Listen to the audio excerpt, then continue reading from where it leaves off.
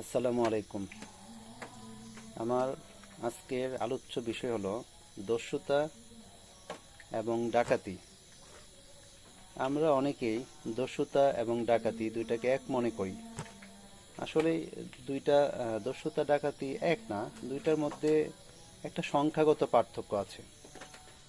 আমি আজকে এই আলোচনার মাধ্যমে দস্যুতা এবং ডাকাতি সম্পর্কে আপনাদের যে কনফিউশন ছিল আগে, এটা ইনশাল্লাহ দূর করে দিব। মনে করেন আপনার বাড়িতে 3 জন লোক আসলো। লোক এসে তারা আপনাকে আঘাত অথবা আপনাকে হুমকি, মৃত্যু, ভীতি এগুলো দেখিয়ে আপনার বাড়ি থেকে মালামাল নিয়ে গেল। কতজন লোক আসলো? 3 জন, এটা মনে রাখবেন।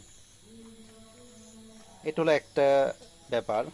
আরেকটা ব্যাপার বলতেছি, ঠিক সেম একই উদাহরণ দিচ্ছি আরেকটা, যে আপনার বাড়িতে এখন আসলো 5 জন ব্যক্তি।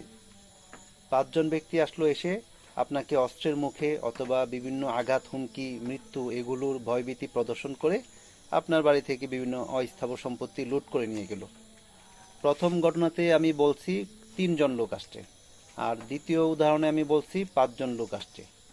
পার্থক্যটা এখানেই।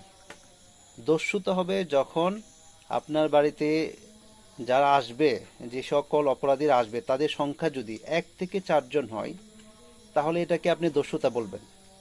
আর যদি 5 থেকে ততোধিক, তার উপরে হয়, 5 বা তার অধিক, এটা হবে ডাকাতি। ডাকাতি এবং দস্যুতার মধ্যে পার্থক্য শুধু সংখ্যাগত পার্থক্য। ডাকাতি হতে গেলে আপনার জনবল, লোক সংখ্যা হবে 5 বা তার অধিক।